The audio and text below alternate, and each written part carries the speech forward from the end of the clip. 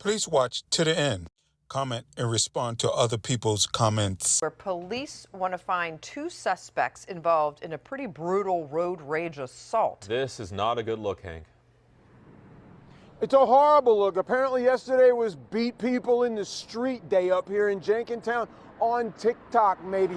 Look at this video, guys. A couple of people just don't. Jenkintown police put this out on their Facebook yesterday. It happened right here at Rydell Road and Old York Road. A road rage incident that exploded when two women beat another woman right by her vehicle. The video lacks the context of how the incident all began, but the end is all too clear. One woman grabbing another, throttling her, pushing her, pounding her back into her car. She's joined by a man.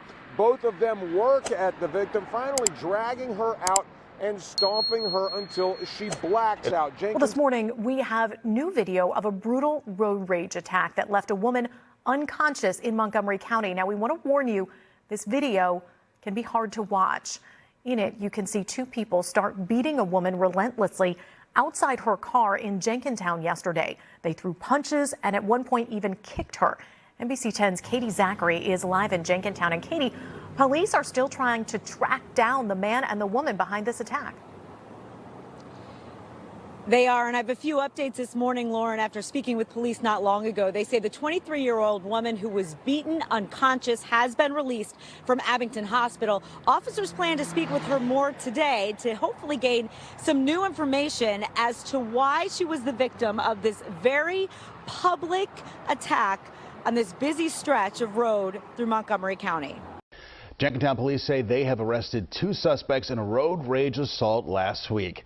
Well, video of that incident is hard to watch, but police tell us it ultimately helped officers track down those two suspects. Police say they're 25-year-old September Wingfield and 37-year-old Charles Woodson, both of the Holmesburg section of Philadelphia. I've never seen an attack like this in all the years I've been here. The Jenkintown police chief says after releasing video of the incident, hundreds of tips poured in and helped officers ID the attackers. It was good video, along with good detective work. The video also found the pickup truck leaving the scene without a license plate, but police connected Woodson to the vehicle shortly after identifying him. Court documents showing police found Woodson is the registered owner of a 2011 Ford F-150 and is also the registered owner of a 2011 Dodge Challenger with a PA registration that looks like the phrase "bad news." Police say he used a similar name on Instagram.